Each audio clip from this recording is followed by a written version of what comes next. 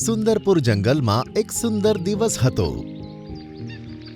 મંકુ વાંદરો ઝાડ પરથી મજાથી ફળ ખાઈ રહ્યો હતો અને સાથે જ ગીત ગાઈ રહ્યો હતો. દ્રાક્ષ, કેરી, સફરજન અને કેળું બધા ફળો ખાવું હું એકલો. શું વાત છે મંગુ, આજે તો તું બહુ જ ખુશ લાગે છે. શું કહું ગૌરૈયા રાણી, વરસાદ પછી આ સુંદર મજાના મોસમમાં તાજા તાજા ફળો ખાવાની કેટલી મજા આવે છે. વાત તો તારી સાચી છે. તો આવ તું પણ મારી સાથે ગીત ગા અને ઘણા બધા ફળ ખા.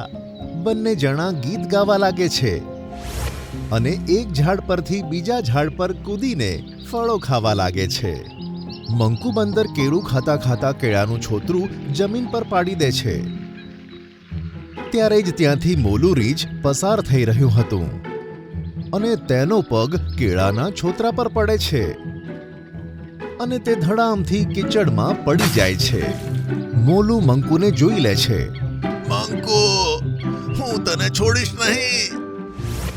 અરે ભોલુભાઈ, ભૂલથી મિસ્ટેક થઈ ગઈ. દર વખતે તું મને હેરાન કરે છે.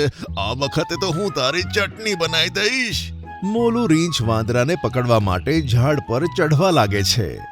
જેવો જ મોલું મંકુની પાસે પહોંચે છે, મંકુ છલાંગ લગાવીને બીજા ઝાડ પર જતો રહે છે અને થોડી જ વારમાં તો મંકુ છલાંગ લગાવીને તળાવની બીજી બાજુના ઝાડ પર જતો રહે છે.